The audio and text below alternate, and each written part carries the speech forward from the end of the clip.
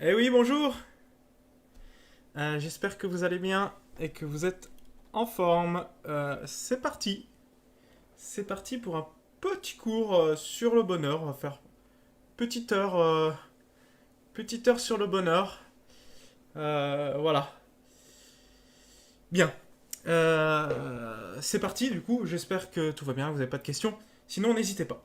Donc, on avait commencé une réflexion sur le bonheur par une problématisation où on avait montré qu'il y avait certains obstacles pour pouvoir réfléchir sur le bonheur, à la question du bonheur, le bonheur dans sa définition, eh bien, posait des problèmes. Bien. Maintenant, ce que j'aimerais savoir, c'est si une définition classique du bonheur, une conception classique, enfin pas classique, plutôt intuitive, euh, comment dire, à première vue, sans réflexion plus que ça, on pourrait se dire, bah, le bonheur, c'est tout simplement quand mes désirs sont satisfaits, tout simplement. Et donc, plus j'ai de désirs qui sont satisfaits, plus je suis heureux. Bon, on va aller voir un peu tout ça parce que c'est pas clair. Est-ce que le bonheur peut être identifié à la satisfaction des désirs? Bon, puis qu'est-ce que c'est que le désir déjà? Qu'est-ce qu'on appelle ça? Qu'est-ce qu'on appelle le désir? Bon, alors j'avance. Donc ça, on l'avait vu. Hop, ah, attendez, je suis allé trop vite. Voilà. Donc, y a-t-il un lien entre bonheur... On s'était quitté sur ce slide-là. Y a-t-il un lien entre bonheur et désir? Est-ce que satisfaire tous ces désirs pourrait me mener au bonheur? Bon, c'est ce qu'on aurait intuitivement tendance à penser à première vue, sans forcément de réflexion, c'est qu'il y a forcément un lien entre le désir et le bonheur. Mais quel est-il? Bon, eh bien, donc je passe au grand 2, hein, bonheur et désir. Et la première question qu'il faut se poser, c'est toujours de définir les choses. Qu'est-ce que c'est que le désir? D'accord. Euh, Bon. Donc, comment est-ce qu'on définirait le désir? Je donne une définition assez simple. C'est tout simplement le fait que vous visiez un objet, que vous alliez vers un objet, et que ce mouvement qui vous fait aller vers un objet est provoqué par une sensation de manque, ou l'imagination qu'il vous manque quelque chose. Donc par exemple, moi je vais vers plus de café, toujours plus. Hmm. Pourquoi? Parce que j'ai cette sensation qu'il me manque du café. Et ce manque-là provoque en moi une souffrance, un déplaisir, une douleur, un inconfort. Et tant que je n'ai pas satisfait ce désir, tant que je n'ai pas rempli ce manque par du café, eh bien, ça ne va pas. Et dès l'instant où je comble ce manque avec plus de café, eh bien, hmm, ça va beaucoup mieux. Tout va bien maintenant. D'accord? Je satisfais mon désir pour plus de café. Donc en fait, tout simplement, hein, je sens que j'aimerais quelque chose, qu'il me manque quelque chose. Alors ça peut être que j'ai soif, et du coup je me sens pas bien, ou j'ai mal au ventre parce que j'ai faim. Ben voilà, je veux dire, ce mal va provoquer eh bien, un mouvement qui fait que je vais me diriger vers mon placard et que je vais manger. Ok? Tout simplement. C'est ça le désir. Bon. Alors certaines fois, le manque est pas, comment dire, dangereux. Il n'est pas, c'est pas quelque chose de nécessaire qui me manque. Par exemple, eh bien, il me manquerait une console de jeux vidéo. Bon, euh, je vais peut-être ressentir une souffrance, mais on est d'accord que ça n'a rien à voir avec le fait d'être en pleine famine et bonjour et de vraiment avoir besoin de manger. Ça, on est d'accord que il y a certains manques qui sont plus nécessaires et vitaux que d'autres. Bon, ok. Voilà, donc ça va jouer dans notre histoire de bonheur et désir. Pour donner une vision précise de ce dont on parle quand on parle de désir, il faut en fait délimiter plusieurs étapes. Parce que le désir, en fait, recouvre un certain nombre de choses différentes qui sont incluses dans le processus. En fait, le désir, c'est un processus où on passe par plusieurs étapes. D'accord. C'est pas le désir, c'est pas juste manquer quelque chose, c'est pas juste chercher à avoir quelque chose, c'est un ensemble. C'est d'abord, donc je l'ai dit, une sensation de manque qui est provoquée. Donc par exemple, avoir mal au ventre parce qu'on a faim. Ou se sentir frustré parce que notre voisin a un iPhone dernière génération et nous on a un Wiko. Bon, voilà. Ça peut être plein de choses comme ça, mais sensation qui nous manque quelque chose, peut être physique, intellectuel, moral, etc. Ok. Donc ça c'est la première étape, qui peut être une étape de douleur. D'accord. Généralement, plus ça fait mal, plus la suite va être importante. Si la sensation de manque, elle est minime, elle est ridicule, elle est bon, bah, on va pas forcément se bouger pour. Ok, bon, voilà.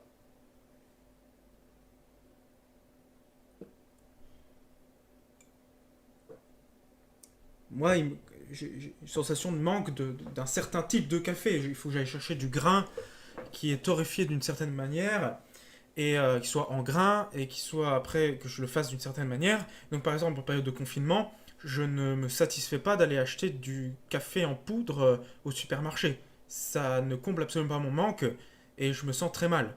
Donc il faut que je contacte des spécialistes qui puissent me fournir quand même malgré le confinement, etc. Donc si j'avais juste un manque comme ça, oh ouais, ce serait bien du café, mais bah, je chercherais pas à faire. Mais moi j'ai vraiment un manque, genre une obsession, une addiction quoi. Bon bref. Ensuite, je vais concevoir, une fois que j'ai le manque, j'ai faim, je vais concevoir un objet qui pourra répondre au mieux à ce manque. Donc je vais m'imaginer un gros plat de lasagne, euh, ou si j'ai faim, ou je vais m'imaginer comme ça un plat idéal. Alors, après ça dépend, je vais m'imaginer par exemple un plat par rapport à tout ce que j'ai dans mon frigo, ou par rapport à ce qui est disponible dans le commerce, je vais pas forcément m'imaginer les choses auxquelles j'ai pas du tout accès, comme du caviar ou je ne sais quoi. Bon. Mais je vais concevoir un objet, c'est-à-dire qu'il y a une étape mentale, ok. Une étape mentale où j'imagine un objet qui répondrait le mieux à mon manque. Tout simplement. Ok. Et cette période peut durer longtemps. Si on ne parle pas de manger, mais je sais pas, je rêve de jouer d'un instrument de musique. Il me manque une activité comme ça qui est en rapport avec la musique. Donc je vais concevoir, je vais m'imaginer en train de jouer tel instrument. Après, je vais m'imaginer en train de jouer. Et ainsi de suite. Et puis après, une fois que je m'imagine en train d'y jouer, je vais tous les jours comme ça y penser un peu. J'écoute une musique, je m'imagine en train de jouer l'instrument par-dessus, etc. On se fait plaisir juste en imaginant. Et après, il y a une étape qui est bah, la décision, la prise d'action. D'accord. Vous décidez que stop, vous avez assez réfléchi, vous avez assez imaginé. Maintenant, on passe à l'action. On va tout faire pour pouvoir matérialiser cet objet qui était dans notre tête. Donc, on va acheter ce qu'il faut acheter, ou on travaille, on met de côté, si le désir c'est un désir amoureux, eh bien on va essayer de séduire la personne, on va essayer de se mettre en valeur, etc., etc. On va poursuivre l'objet de notre désir. D'accord. Et du coup, on va travailler. Donc ça, c'est une étape compliquée puisque il faut faire des efforts et donc rajouter de la souffrance alors même qu'on souffrait déjà de ne pas avoir ce qu'on n'avait pas. Bonjour. Exemple. Vous voulez sortir avec quelqu'un et vous savez que vous êtes en mauvaise forme physique et donc il va falloir faire un peu de sport pour pouvoir vous mettre en valeur. Ou vous êtes très timide, vous n'arrivez pas à parler à l'oral. Donc vous allez déjà vous entraîner à parler à l'oral avec des amis et après vous essaierez avec cette personne-là. D'accord. Donc vous allez faire ce travail-là de parler à l'oral et ça va être une souffrance. Mais c'est une souffrance qui se rajoute à la souffrance de ne pas être avec l'être aimé. D'accord. Donc le travail rajoute, c'est la capacité qu'on a à, à, à rajouter une souffrance supplémentaire, à mettre de côté la sensation de manque en disant oui mais je pourrais pas avancer dans la poursuite de mon objet si je ne fais pas d'abord ça. Par exemple, il faut que j'aille au boulot pour gagner de l'argent, pour pouvoir après aller au supermarché, pour pouvoir après acheter ce dont j'ai besoin. Ok. Donc je fais déjà, avant de me satisfaire, je passe par une étape de travail. Ok. Et ensuite seulement, si j'ai de la chance, si j'ai mis tout ce qu'il fallait de mon côté, si ça fonctionne, parce qu'il y a une autre possibilité que je n'ai pas mise, mais ce serait que mon travail échoue. Et que il m'amène à l'insatisfaction, et donc du coup je reviens à la sensation de manque, et il faut que je change mon objet. Peut-être que j'ai visé un objet qui était trop difficile pour moi, ou que les circonstances ne permettaient pas, etc. Du coup, il faut soit je change d'objet, soit je change de méthode d'accès. Ok. Mais en tout cas, ça, il faudra changer quelque chose. Ou alors, ça a fonctionné. Et donc, j'arrive à la satisfaction, j'obtiens au moment présent ce que je voulais. Ok, je voulais une PlayStation, ça y est, je l'ai dans les mains. Je voulais du bon café, ça y est, je l'ai dans ma tasse. Je voulais être en couple avec telle personne, ça y est, elle a dit oui. Bon, ok. Donc ça, c'est la satisfaction, c'est l'étape de satisfaction, pardon. C'est une étape qui est vraiment le moment même où vous obtenez ce que vous désiriez. C'est tout, juste le moment là. Après vient, je l'ai distingué, ce sont des distinctions abstraites. D'accord. Dans la vie de tous les jours, tout ça est un peu plus. Il y a moins de frontières entre les choses. Hein. Certaines fois, on est en train de travailler et on ne sait pas vraiment ce qu'on cherche. Ok. Ou en travaillant, on précise en même temps l'objet. Toutes ces catégories-là, elles sont plus brouillées dans la vie de tous les jours. Hein. Là, on fait des catégories intellectuelles abstraites. C'est pour rendre compte de quelque chose, mais c'est artificiel. D'accord. Bon. Eh bien, moi. Bonjour, Étienne. Eh bien, moi, je sépare la satisfaction, c'est-à-dire le moment précis où j'obtiens, je l'ai dans les mains, ce que je voulais, et ensuite, toute la période où j'en jouis. D'accord. C'est-à-dire, jouir d'un objet, c'est vous en avez la possession, vous avez le droit de l'avoir, vous y êtes. Ok. Satisfaction, donc, jouissance de l'objet, c'est toute la période où bah c'est bon, je suis satisfait, j'ai ce que je voulais. Qu'est-ce qui se passe? Est-ce que je me comporte avec l'objet de la même manière avant de l'avoir? Enfin, est-ce que je me sens pareil avant qu'après, etc., etc. Ce qu'on observe bien souvent, c'est que les étoiles, comment dire, l'émerveillement qu'on avait en jouissant de l'objet, comment dire, non, pardon, l'émerveillement qu'on a eu au moment où on l'a obtenu, l'objet, n'est plus là. D'accord. On perd la magie de l'instant, le bonheur de posséder l'objet. Et du coup, on se rend compte que, bah, on se lasse. Ce qu'on voulait finalement, c'est pas vraiment ça. Ou c'est ça, mais on a envie d'autre chose. Hein. La société utilise beaucoup ça, le fait de sortir des nouvelles versions, des smartphones, tous les objets technologiques, etc. L'idée, c'est de vous tenir en mouvement toujours, pour toujours avoir la sensation de manque. Vous venez d'avoir le dernier iPhone, bah, dans 6 mois, ils en sortent un nouveau, pour que vous puissiez revivre toute cette aventure du désir. Ok. Parce que finalement, le paradoxe, c'est que c'est pas forcément au moment où on possède la chose qu'on voulait qu'on est le plus heureux. Bizarre. C'est-à-dire que c'est plutôt dans tout ce chemin qui nous mène à l'objet qu'on est heureux, ou qu'on croit l'être en tout cas, que au moment après la satisfaction ou les semaines, les mois où on a enfin ce qu'on voulait. D'accord. C'est paradoxal, mais il se trouverait que le désir, eh bien, fonctionne beaucoup dans le renouveau, dans le fait qu'on ne se satisfait pas d'une chose totalement de manière définitive. Et le désir revient toujours. Ce qui fait que un auteur comme Platon le compare à une hydre, un monstre mythologique, une espèce de dragon comme ça qui a plusieurs têtes. Et quand vous en coupez une de tête, il y en a deux qui repoussent. C'est cette idée que quand vous arrivez à faire taire un désir, à l'éteindre, à le satisfaire, eh bien il y en a deux nouveaux plus forts qui renaissent. Ce qui fait que si votre but dans la vie c'est de satisfaire tous vos désirs, vous avez jamais terminé.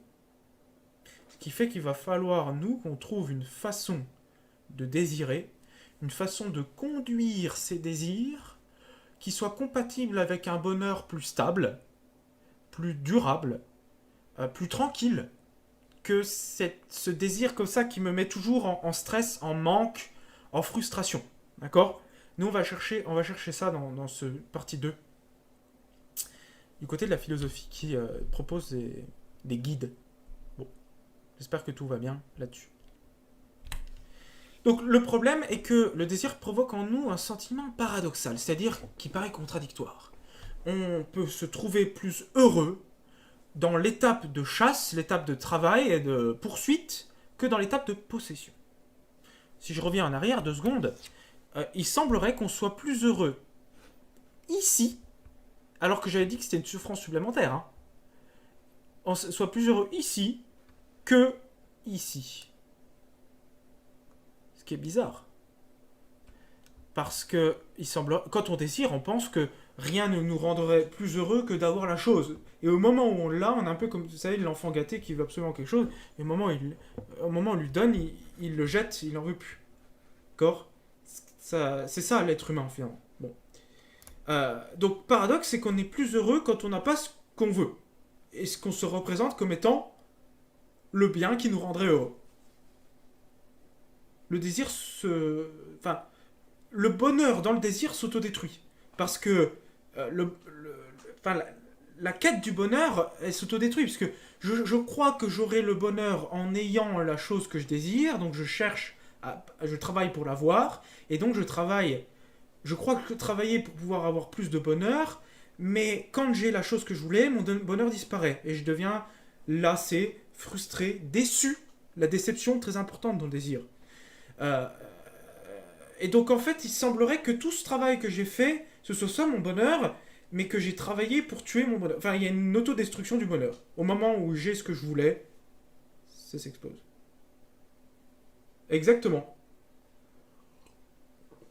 Exactement. Bah oui, puisque une fois qu'on reçoit le bac, on fait plus de philo, et là, oh mon dieu, la vie n'a plus d'existence, l'existence n'a plus de sens, ça sert à rien, toutes les matières suivantes n'ont plus de goût, n'ont plus d'intérêt, sont juste des espèces de choses, de processus absurdes pour essayer d'avoir un emploi et engraisser de la progéniture, rembourser des prêts, et puis creuser sa tombe. Et voilà, bon.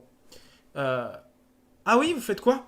Bon, voilà, donc c'était une caricature bien sûr. Alors, c'est ce qui va faire dire à notre cher Jean-Jacques Rousseau une phrase complètement absurde, mais qui est pleine de sens finalement. Bon, qui montre que ces étapes-là, en fait, on mettrait pas le bonheur. Je veux dire, moi, j'aime bien poser la question de savoir chez les élèves où est-ce qu'ils mettent le bonheur, dans quelle étiquette ils mettent le bonheur.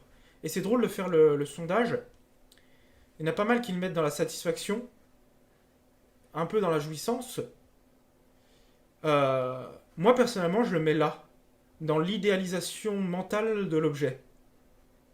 Je trouve que c'est la partie la plus intéressante du désir. Tout le reste, on s'en fiche. D'accord?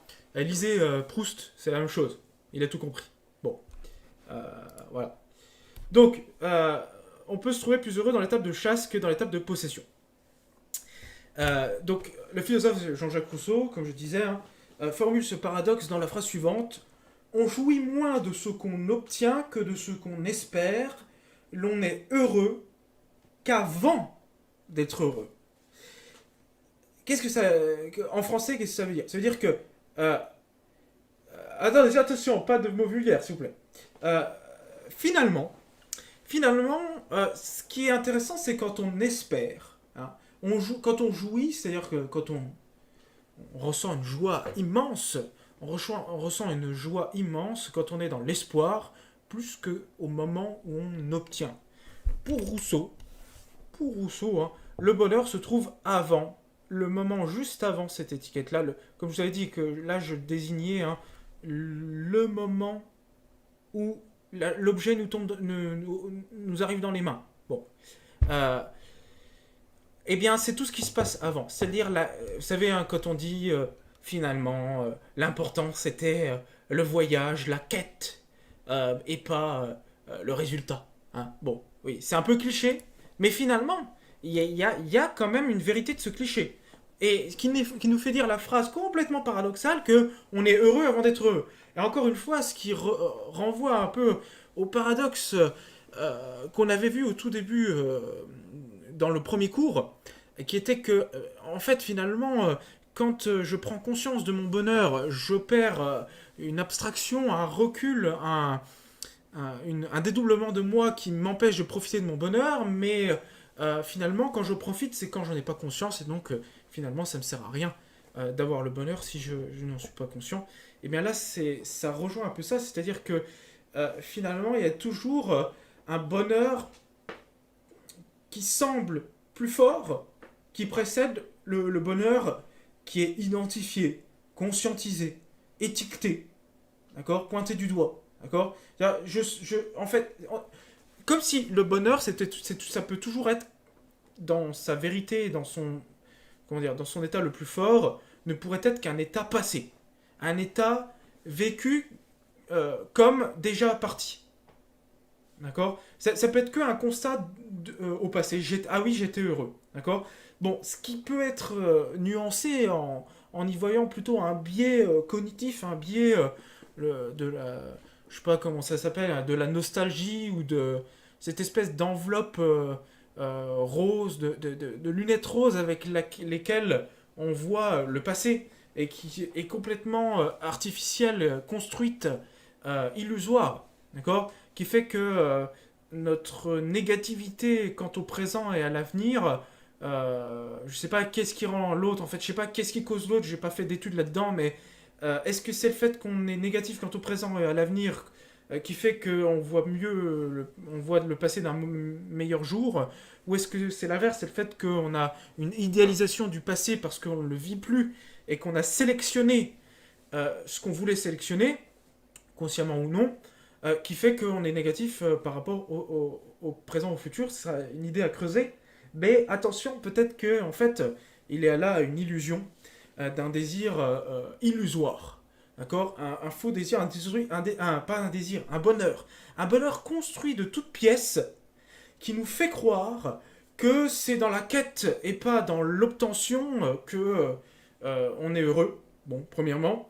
Et comme ça, qui idéalise le passé, il faut vraiment se méfier des gens et des discours qui idéalisent le passé comme ça. C'est très très dangereux.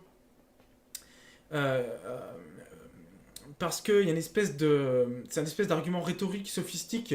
C'est-à-dire qu'on enlève toutes les preuves et toutes les traces et on sélectionne uniquement comme ça des éléments. On construit un passé qui n'a jamais existé pour s'en réjouir. D'accord. Bon, attention. Justement, moi, je vais défendre une position face au désir, à la réalité, etc., etc., qui se voudra être dans la confrontation avec ce qui, dans le présent, le futur, et tout ça, nous déplaît. Ça va être se confronter le plus possible à tout ce qui peut être cause de malheur pour pouvoir justement effacer, atténuer le malheur présent, se prévenir du malheur futur pour pouvoir préparer le terrain au vrai bonheur. Un bonheur qui ne serait pas dans l'illusion d'un passé perdu, imaginaire, utopique, fantasmagorique, hein, mais un bonheur vraiment conquis dans l'action, etc. Bon, c'est le programme. Alors, j'avance. Comment se débarrasser, comment dépasser cette illusion du désir, comme je viens de dire, un désir complètement illusoire qui vaudrait que dans le passé, mais pas le vrai passé, un passé complètement construit, et atteindre un bonheur assuré, et un bonheur dans le présent aussi. D'accord. Car le problème du bonheur serait peut-être pas finalement d'être capable de l'atteindre une fois, mais bien de le garder. D'accord. Parce qu'il est tout à fait facile d'atteindre un moment de bonheur dans la satisfaction d'un désir. D'accord. Par contre, comment atteindre un bonheur durable? Là est la vraie question. D'accord. Bon. Et peut-être le piège. Peut-être que à s'accrocher à un bonheur durable fait qu'on n'y arrivera jamais. Bon, on va voir.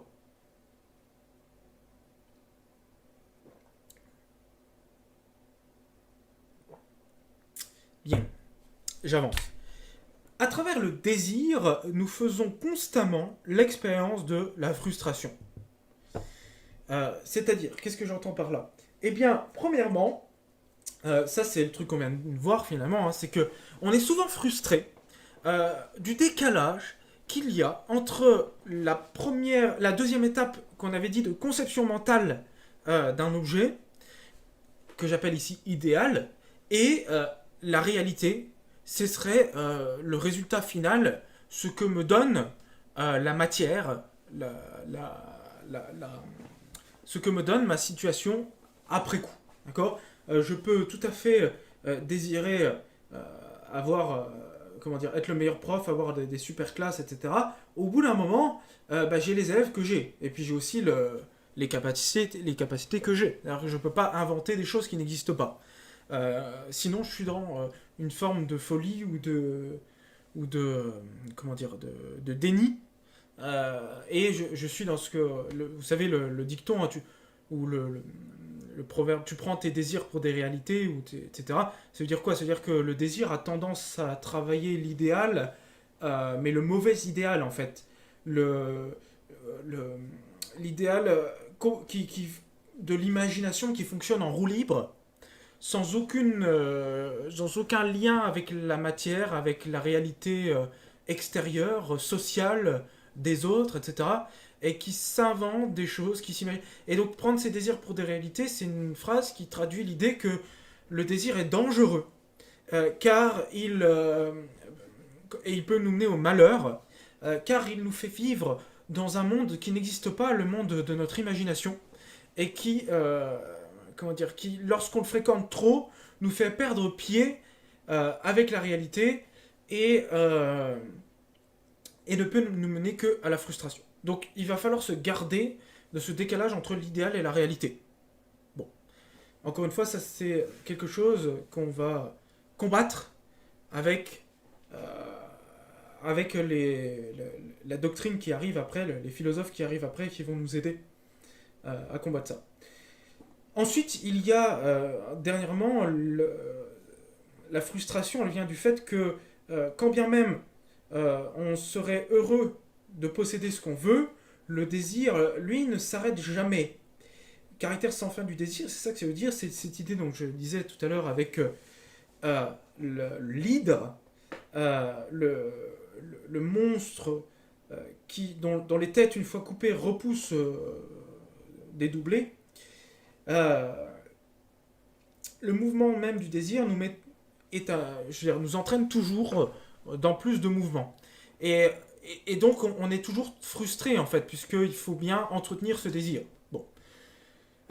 Donc là, pareil, il va falloir dire stop au désir, il va falloir mettre des brides, il va falloir brider, enchaîner le désir à notre volonté. D'accord? Et là, je fais la distinction entre vouloir et désirer. Je ne sais pas si je vais la donner là tout de suite. Alors, je vais la mettre là. Il faudrait, je vais rajouter juste le slide là.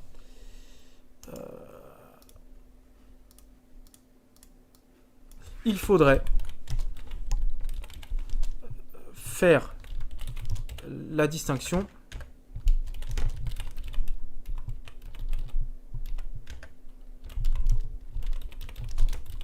entre désir et volonté.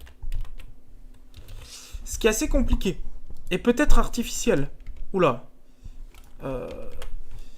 Et peut-être artificiel, peut-être une abstraction de philosophe. C'est l'idée que certaines fois je veux et ce que je veux et ce que je désire est contradictoire.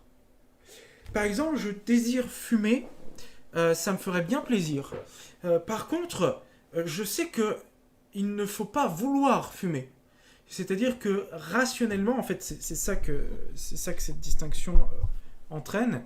C'est une scission dans l'individu entre un désir purement sensible. Voilà, je désire me gaver de. Là, par exemple, là, je viens de manger. Alors j'avais mangé déjà et j'ai ouvert un paquet de Mikado au chocolat noir et je l'ai mangé d'un coup. J'ai tout bouffé en 2 secondes. Vraiment. Euh, voilà. Donc, qu'est-ce que ça...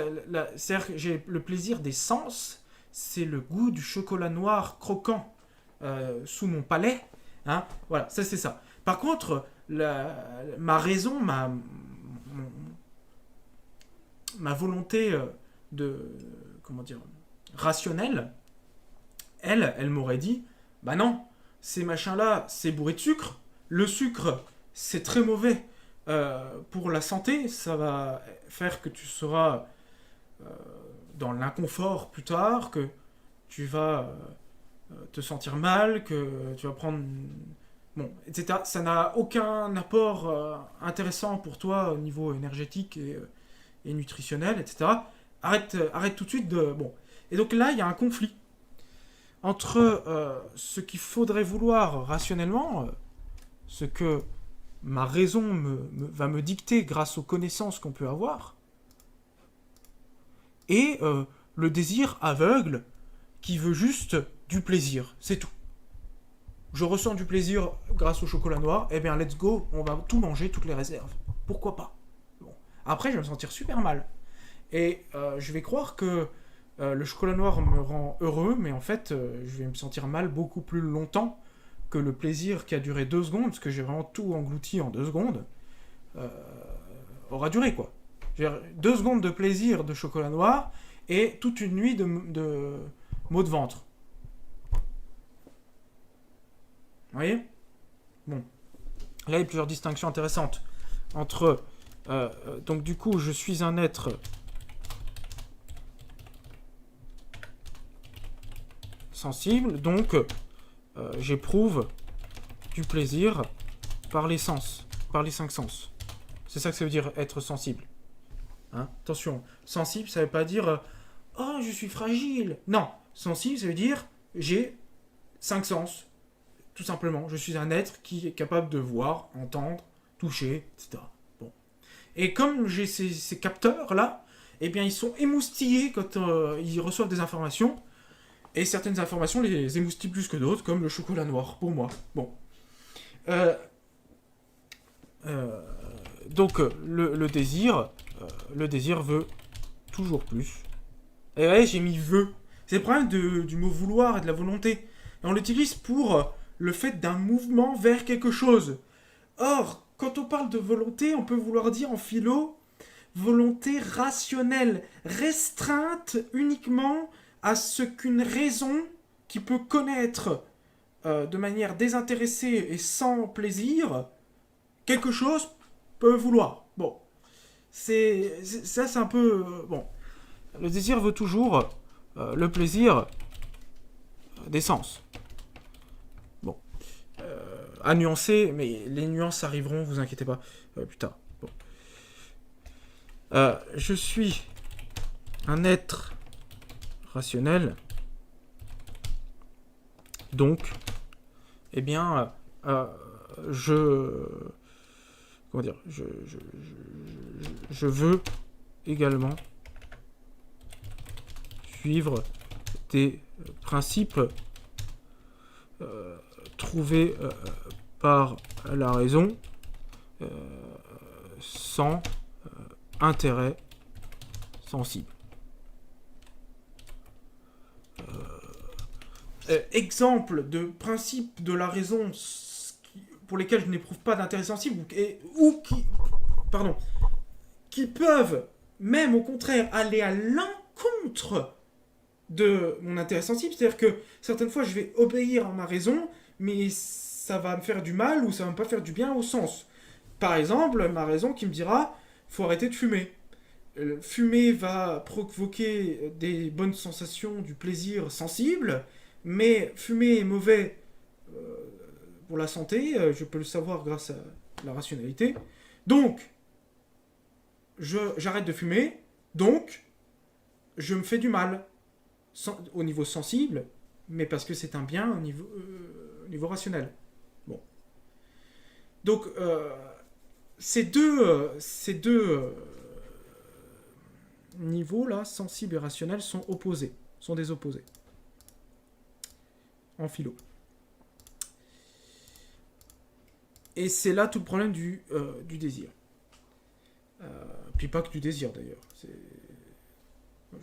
J'ai envie d'une PS4, je passe devant un étalage où il y en a plein et qui n'est pas surveillé. Il est dans mon intérêt d'en la prendre. J'ai pas de sous pour l'acheter, je la prends. Je me casse avec. Bon. Mais je ne veux pas. Je désire le faire, mais je ne le veux pas. Je ne le veux pas, attention, au sens d'inventer la raison. C'est-à-dire que la raison me dit, faut pas voler, quoi. Bon. C'est pas bien. Donc, je vais rajouter aussi ce slide là, qui est que, eh bien oui, vouloir, oula, vouloir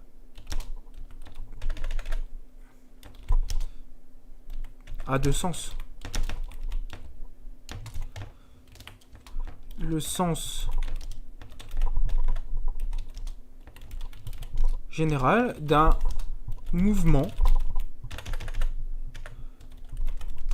d'un individu vers quelque chose. Ça, c'est le sens qu'on utilise dans la vie de tous les jours, en général. Mais en philo, et je le précise parce que dans certains textes, l'auteur utilise au sens là, enfin le deuxième sens que je lui ai donné. Et si vous ne l'avez pas vu, vous emmêlez les pinceaux, pensez qu'il parle de désir, qu'il parle de volonté rationnelle, et vous faites un contresens. Le sens restreint,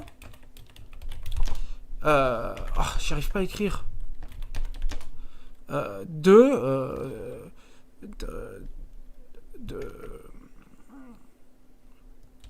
la volonté désintéressée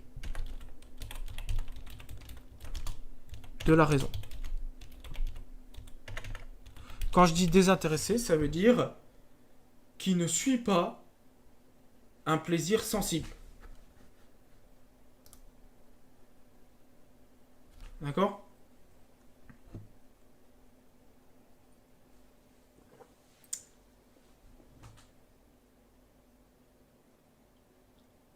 J'ai oublié un... Pardon. Grosse faute. Grosse fatigue. Bon. Ok ? Donc, je peux désirer fumer et ne pas vouloir fumer en même temps. Je peux désirer m'empiffrer de chocolat et ne pas vouloir le faire en même temps. Et c'est même pas que je peux le faire, c'est que quasiment à chaque instant de ma vie, c'est ce que je fais. C'est deux mouvements contraires dans mon âme, dans mon esprit. D'accord ? C'est pour ça que l'existence humaine est bien souvent compliquée, insoutenable. Bon, déprimante. Parce qu'on est à chaque fois pris là, dans cet étau-là. Si seulement notre créateur nous avait fait comme des êtres purement rationnels, on n'aurait pas ce problème-là. On ferait tout conformément à la raison. Et il y aurait zéro problème. Bon. Alors, mais justement, on va voir un mouvement philosophique qui s'est posé cette question-là du désir, s'est posé cette question de savoir est-ce qu'on pourrait pas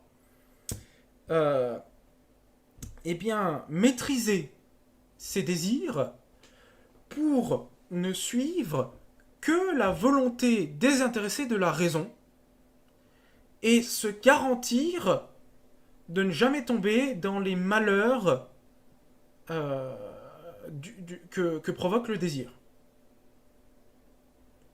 Et en s'exerçant, on arriverait à atteindre le bonheur durable au sens d'une absence de toute frustration, d'une absence de tout inconfort, de toute souffrance de l'esprit pour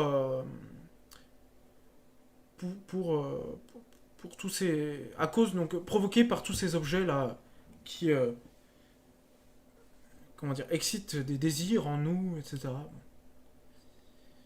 Essayez de virer le sens général de vouloir, virer le désir, et puis garder la volonté rationnelle. Bien. C'est tout un programme.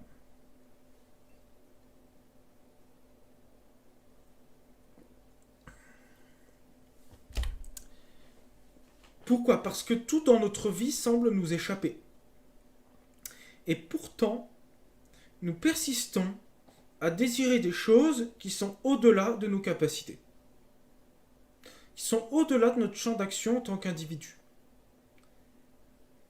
qu'on ne pourra jamais faire, qui sont impossibles à accomplir parce qu'elles ne dépendent pas du tout d'une volonté humaine, mais qu'elles obéissent à des lois ou à un ordre qui nous dépasse, l'ordre des phénomènes du monde, des phénomènes de la nature.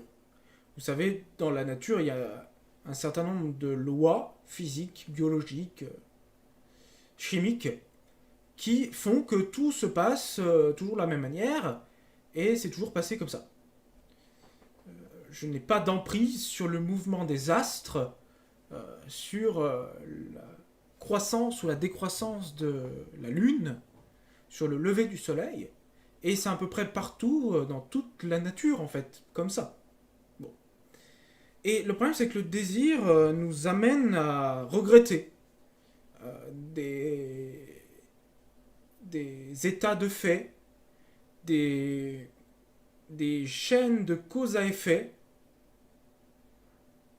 dans la nature. On aimerait que ça se passe autrement. On aimerait que ce soit... Bon. Et donc, le désir, c'est le fait de ne pas vouloir ce qui est devant nous. De ne pas accepter ce qui est devant nous. Et de vouloir autre chose. C'est ça le désir.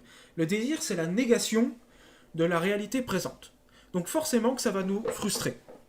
D'accord?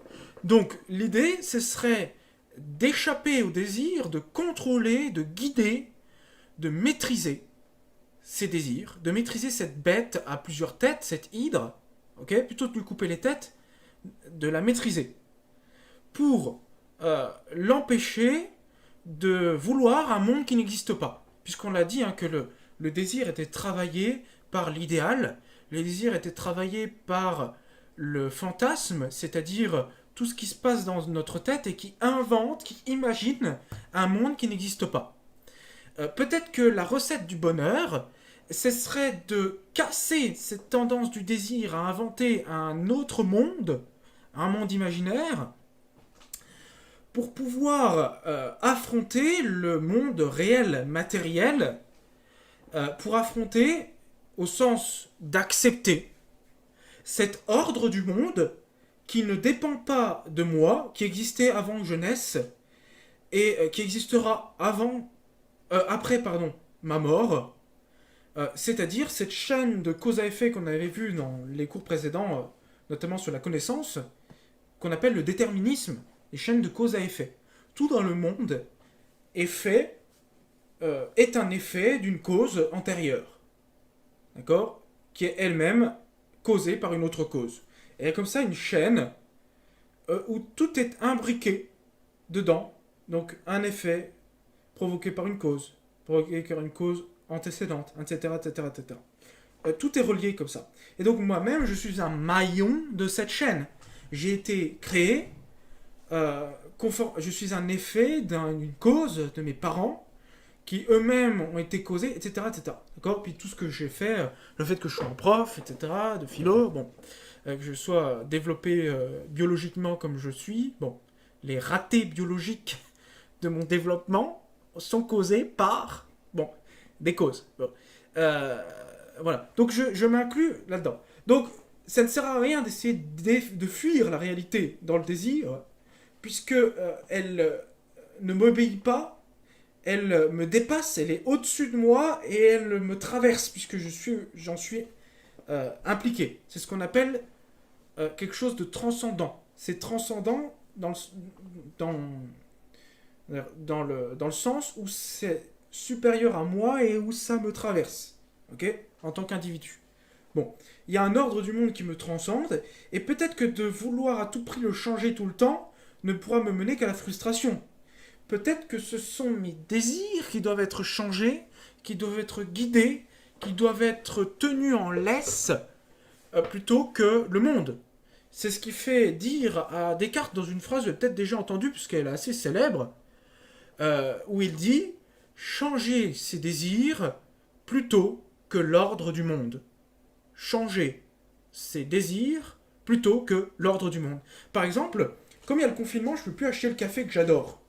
Et je pourrais passer mes journées à me lamenter, à me plaindre sur les réseaux sociaux en disant « Ouais, ça fait chier, confinement, Macron...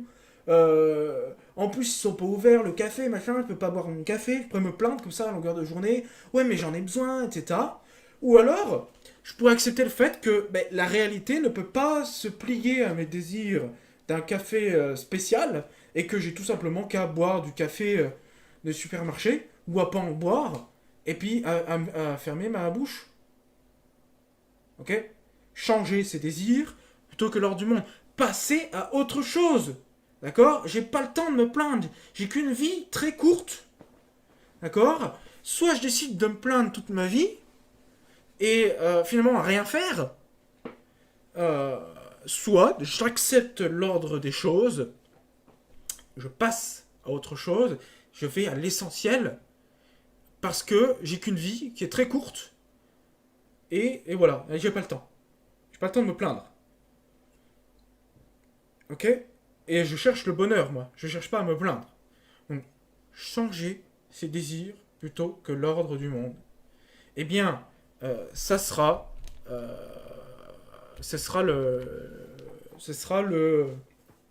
le point de comment dire, de départ de la prochaine fois. Ce sera le travail qu'on fera la prochaine fois, d'accord, dans la prochaine partie là-dessus, ok. Bon, j'espère que c'était assez clair. Je suis désolé, j'ai pas trop donné l'info. J'ai oublié d'envoyer le mail sur mon bureau numérique pour vous dire qu'il y avait cours à cette heure-ci là. Bon. Je ferai certainement cours jeudi de la semaine prochaine, en live, à 14h, toujours à la même heure. Ok ? 14 à 15. Je vous enverrai un message pour vous prévenir, cette fois-ci. Parce que, voilà, sinon on s'ennuiera pendant les vacances si on fait pas un peu de philo. Bon. Mais je ferai que jeudi. Ok ? Bon. Et on verra du coup ce que les stoïciens ont à nous dire là-dessus. Vous allez voir, c'est très intéressant. Donc, je vous souhaite de bonnes vacances, même si elles sont confinées. Faites un peu de philo, lisez un peu. Reposez-vous. Prenez soin de vous. Au revoir.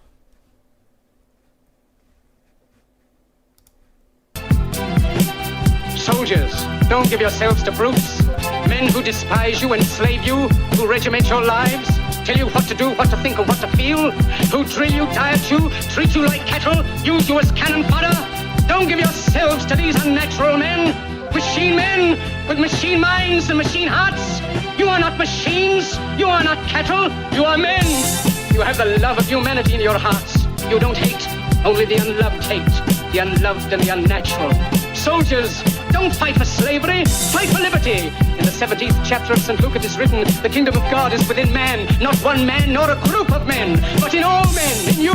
You, the people, have the power to create machines, the power to create happiness. You, the people, have the power to make this life free and beautiful, to make this life a wonderful adventure. Then in the name of democracy, let us use that power. Let us all unite. Unite! Unite!